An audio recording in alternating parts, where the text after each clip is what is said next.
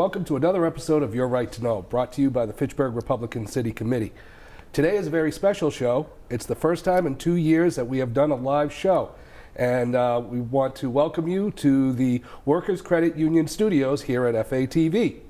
And today we have a very special guest and a friend and not a stranger to the Your Right to Know show.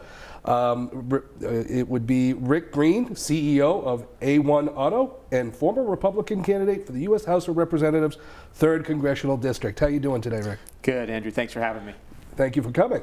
Now, Rick, can you have the audience tell the audience a little bit about yourself today? Sure. I run a company, 1A Auto. My brother and I started it literally out of a garage now over 20 years ago, selling auto parts online. We have over 11,000 YouTube videos where we show folks how to install their own parts, kind of do-it-yourself, DIY is our main customer. And I've been blessed to have a lot of success, and I wanted to share that with other people. That's how I got into politics. That's why I ran for Congress back in 2018. I'm married, my wife Maggie, 3 kids. They're 11, 9, and 7. Very concerned with what's going on in our community, in our schools, in our country. And I just want to do my part, and that's why I'm here to talk to you today. Excellent. Now, Rick, you're a Republican, and you're proud of it. So, were you always a Republican or conservative in your thinking? Certainly, I was always conservative in my thinking. I know I registered as a Republican initially, and then I was away in school, out of state, and then a few years after college and going to business school. And when I came back to Massachusetts, I registered unenrolled.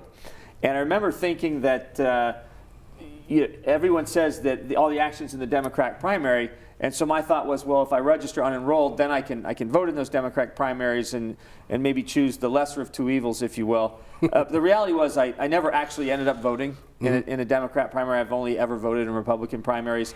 And at some point, I decided, it was really Scott Brown's election to the U.S. Senate when I decided that I've got to get back involved. I joined my local town committee. I went down to town hall, switched back to Republican, and I've been involved in Republican politics, at some level ever since. Now, you also have a role in the MASS Fiscal Alliance. What role do you have, and what is the Massachusetts Fiscal Alliance? Well, so originally I founded the Massachusetts Fiscal Alliance. So my role today actually is more cheerleader. The organization has kind of taken on its own life, and when I ran for Congress, I stepped down from the board. But I founded the organization. Its role is providing a right-of-center economic message that we so sorely lack here in our state. And it's been extremely successful. As a matter of fact, since I've left, I just kind of watch in awe. The TCI, the Transportation Climate Initiative, was a multi-state. It was somewhere between 13 and 16 states, going all the way down to Virginia, Maryland, Pennsylvania. And the folks over at MASS Fiscal, Paul Craney and others, they led the charge regionally with some other nonprofit groups, and they stopped it. It's just fun to see something that you had a part in creating, that it lives on and has as much impact as MASS Fiscal does. That's very impressive. And not only did they stop it, were instrumental in stopping it, but they also were instrumental in getting Governor Baker to withdraw on it, if I'm not mistaken. Absolutely. It is kind of sad that Massachusetts was the last state to withdraw. Hold out. And essentially, it's not that Massachusetts withdrew, it's literally that every other state withdrew, and then Massachusetts was the last state standing. It kind of shows the work you have cut out for you, that you could stop it in a dozen other states, and then and only then could you stop it here in Massachusetts. But imagine, what we're paying for gas now. Think about if the Transportation Climate Initiative happened. Wow. Well, and I did a lot of standing out last year in the fall to get the signature petitions on getting that repealed. And one of the things gas was cheap back then. And it was like, oh, it's so cheap, it doesn't matter, it's for the environment and all this. And I said, nobody worries about adding a few cents. And it was not a few cents, it was maybe up to 15 cents per gallon when the prices of fuel is low. But when the price of fuel goes up, which of course people never count on, that's when you're going to hit yourself upside the head and say, what did I do? Yeah. Well, not only that, it's regressive, right? I mean, who does it hit hardest of all? It hits the folks lowest on the socioeconomic ladder. It does. That's one of the great reasons why I'm proud to be a Republican. More and more, our party is becoming the party of the working man and woman who understands the pocketbook issues and the fact that inflation is the invisible tax. It's taking money out of people's paychecks. I was reading something the other day online where they're talking about in the next year, the average family of 4 or 5's food bill could go up by $1,000 a month. Sure. Think about that, $12,000 a year just to food. Yeah. I mean, there goes... For a family of 4. Family of 4, or it may have been a family of 5, to be fair. But still, there goes the family vacation. Sure. A new car. Yep. Exactly. Something has to give. In your average family, $12,000, or maybe that's tuition.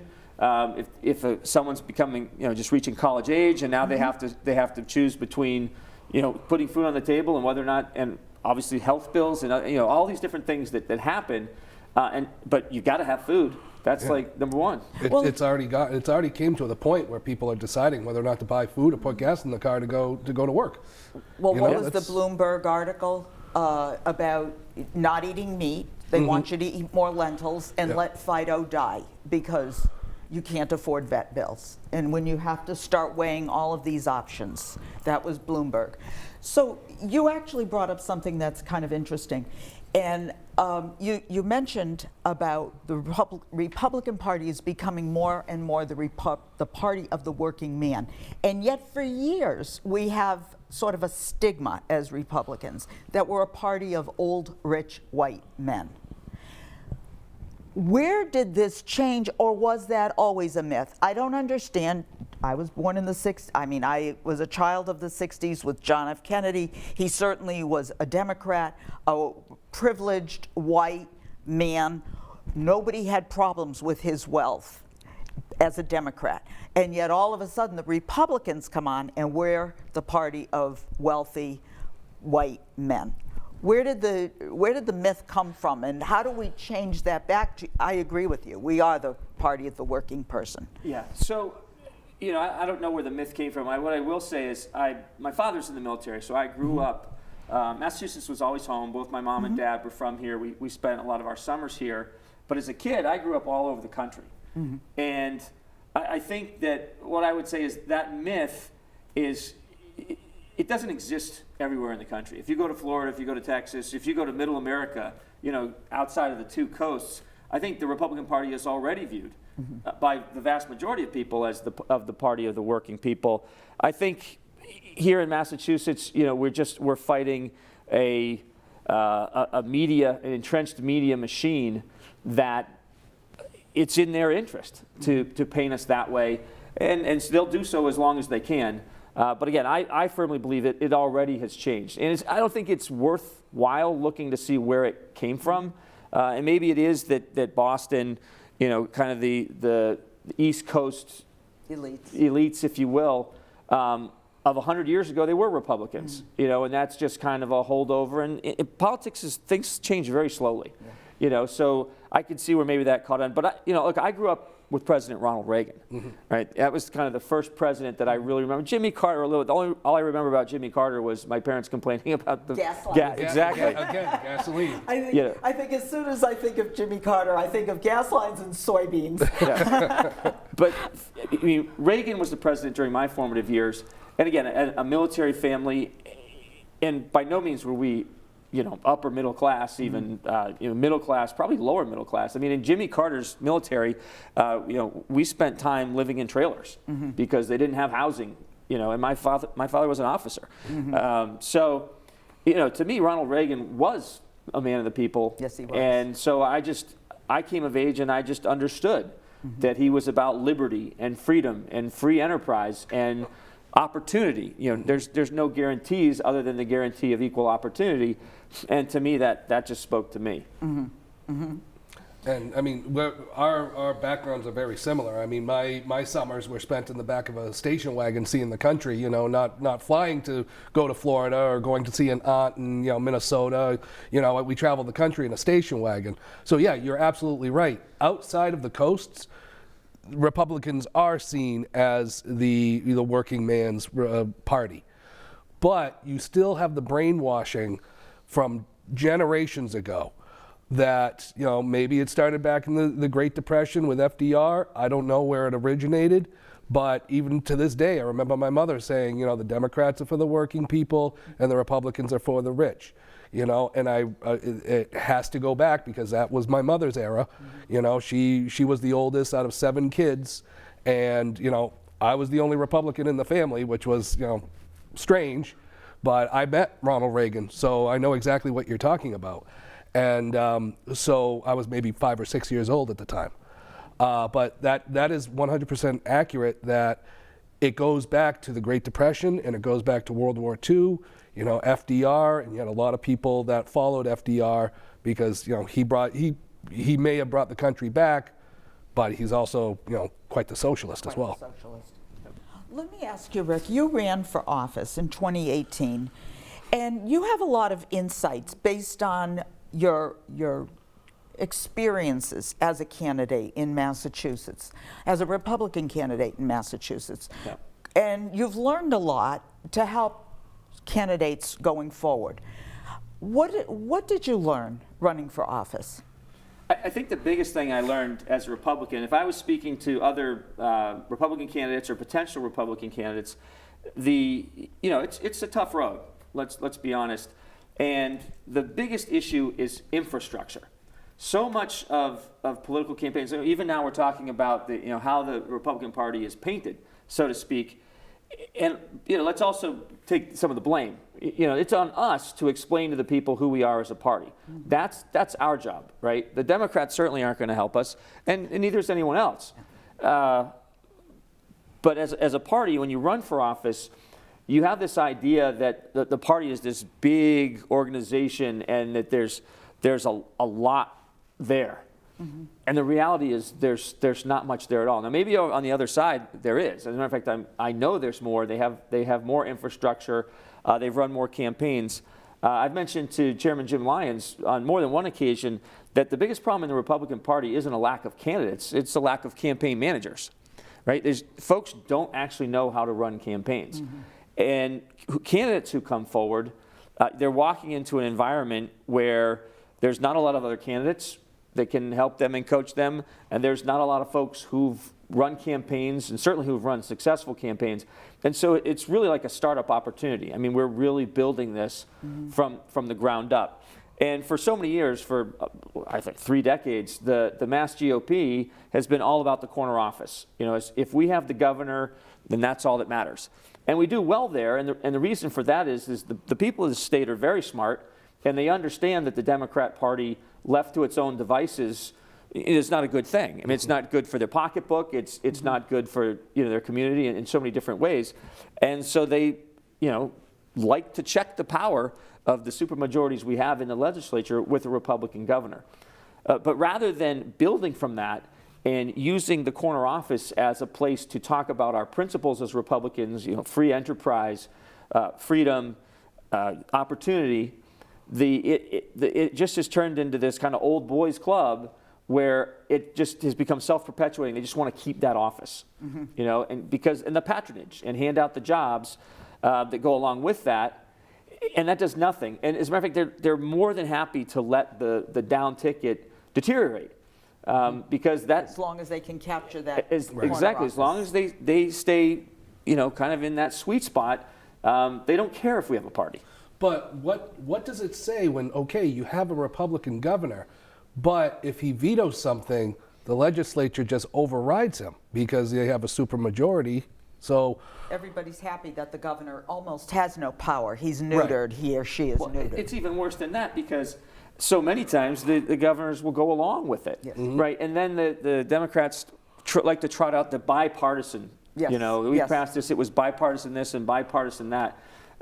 And really, it's not at all. It's without a functioning Republican Party and a go along, get along governor. Mm-hmm. I mean, basically, you have Democrats and Democrat light, and that's what we have to change. And the way to change it, what I learned in my run for office, it's at the local community level. Literally, at running for your select board, school committee, running those local campaigns, getting the experience and understanding how to run those campaigns is absolutely vital. if we're going to rebuild this party. And we will rebuild this party, and it'll happen from the ground up. There's no governor in the future, who's going to be Republican, and certainly we will have them, who is going to be able to single-handedly accomplish that. It's going to be folks like yourselves, myself, in our towns, in our communities, talking to friends and neighbors, expressing what we're about and getting them to come to our side. Now, do you think it's any different today because of the influence of President Trump and the Trump administration? I think nationwide it absolutely is different. You saw, even in Massachusetts, I want to say it was 40,000, maybe 50,000 Democrats unenrolled in 2016 to vote for President Trump.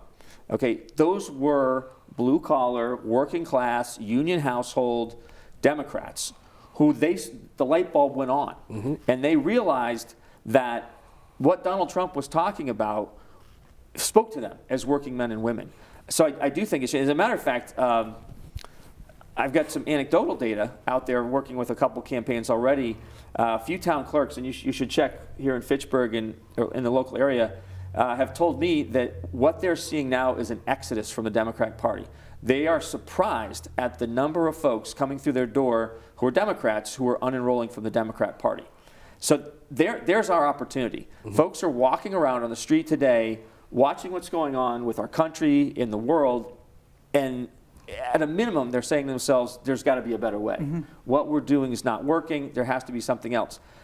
The challenge, of course, is we have to prove to them that what we're offering will make their lives better. Well, I think the pure fact of the economy, as well as just the general feeling across the country when President Trump and how successful the country had been, we were producing our own fuel. Which is independent was we were independent. So important. We stood on our own. The border exactly. We were getting the control of the border, and as soon as it was day one of the Biden administration, he started shutting down pipelines. You started seeing gas prices increase, and then they want to blame what's happening with Russia and the Ukraine. They want to blame that as the what's causing the increase in the gas prices. No, the increases of the gas prices happened before Russia even invaded Ukraine. It happened as soon as Biden came into office. That's when it started to increase. Absolutely. I have, my own sort of situation. I've been out collecting signatures for our wonderful candidates. And, there's always that percentage of people that walk by you like you don't exist. You're invisible, and that's fine. But many people, once they see what we're out there doing is collecting for Republican candidates, they will glom right to the table and say, where do I sign? And I think I have maybe 8 different candidates on our table. And they will go right from left to right and sign all of the candidate sheets. Because and as they're doing it, they're saying, we are in such a mess. I'm unenrolled, I'm changing my party. And when I say unenrolled, that's another interesting thing is the statistics that you brought up that night. What is it? 10% of the voters in Massachusetts are Republican registered. It's about 10% Republican. It was 35% Democrat, but I think now they're headed down under 33, and it was 57% unenrolled. But that number continues to climb. It may be 58, 59% by the time we get to November this year. Why do you think people want to stay unenrolled? I mean, I'm a proud Republican, and I'm a proud Republican because I feel the values better reflect my values, the values of the party. But why do you think so many people, they like this attitude, I like to vote for the person. I like to know the person. Well, they're never really going to know the person. They're going to know the person the candidate wants them to know. Yeah. They're all coming out there with their smiles. They're all coming out there kissing babies and, telling you how I feel your pain. But they don't really know the candidate. So how do we get people to just say, I am a Republican. I don't want to be this unenrolled anymore. I want to stand for something. Again, I think you have to provide value. You have to give people a reason. And it's that same idea that we're only focused on the top of the ticket, right? So if all we have for Republicans is a Republican governor.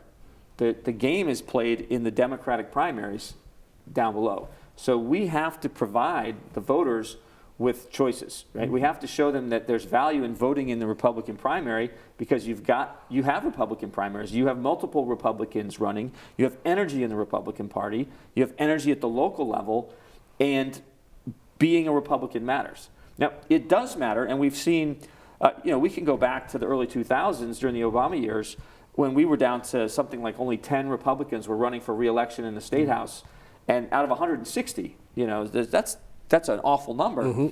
But there was energy, the Tea Party movement, and other things.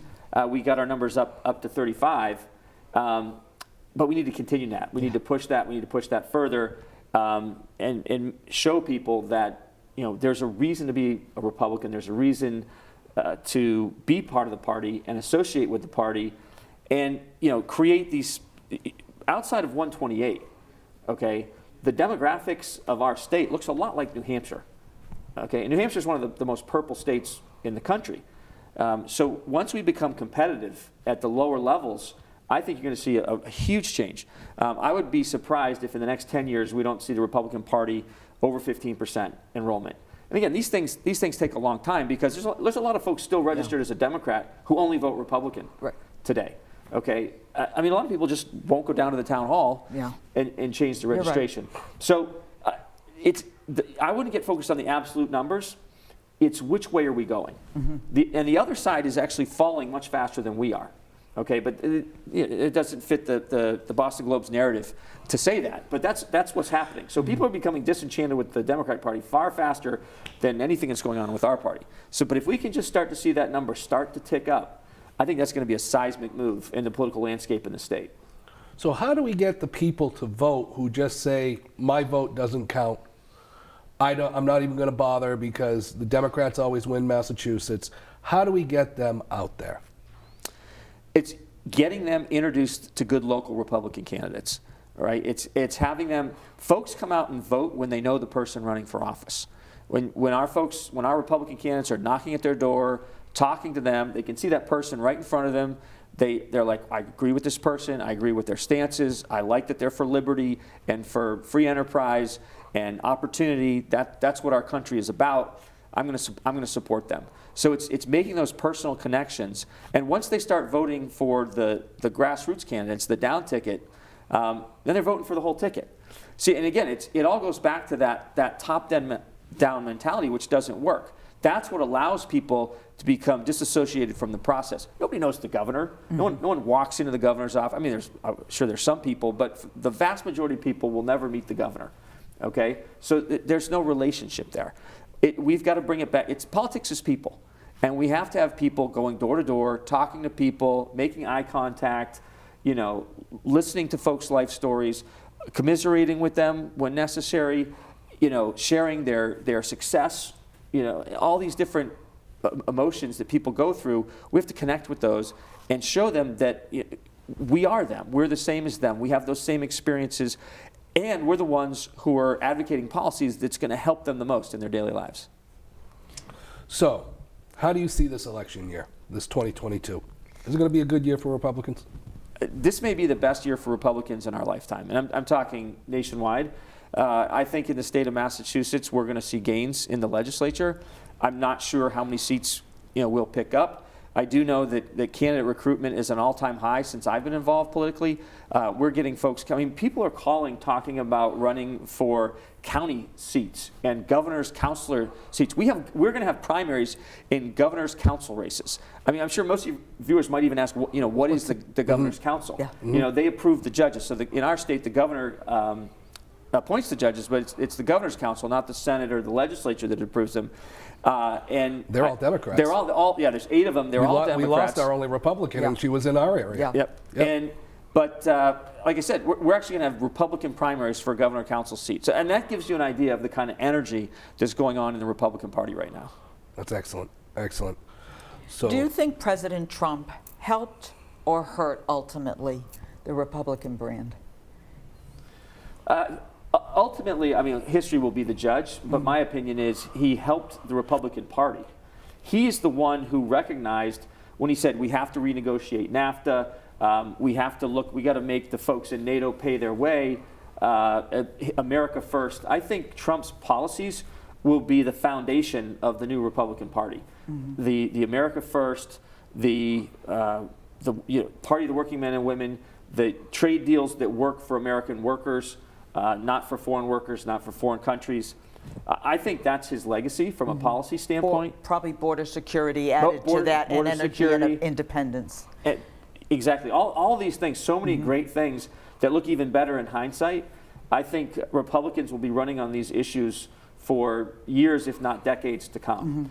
As far as his personal imprint, I think he gets it incomplete there. Clearly, he hasn't left the process. Yeah. He's still involved. I think none of us, I don't think anyone knows what's really on his mind except for him. And that was part of his success. It was. On the world stage. He was his own person. Yeah. He wasn't a puppet. He wasn't, he stood as Donald Trump. Yes. And that's exactly what we need as a president. We need somebody who says, I'm an American, I'm the president, and this is how it goes. Mm-hmm. Yeah. But in terms of his final impact on the party, I think we have to wait and see, because I don't think it's over yet. So I'm not sure how we could say when he's still got more to come. Rick, this has been so much fun, and the half hour just zoomed right past us. And speaking of Zoom, I'm so happy we're back in the studio and we get to have you as our first guest after 2 years, and it's nice to be back at FATV. And we want to thank our viewers for watching us tonight and sitting in with the Fitchburg Republican City Committee. And remember, and it's something that Rick said, your local city or town Republican committee is your only grassroots organization that supports and holds dear your liberty, your constitutional rights, and your conservative values. We encourage you to join us. And why? Because we believe the Republican Party stands for growth, opportunity, and prosperity for all people, and we always stand for freedom. Thank you and good night. America, we stand for freedom. So let us all unite to yearn and strive for our republic that reflects our values, that preserves our rights, and goes forth in power and might, that reflects our values and preserves our rights, and goes forth in power and might.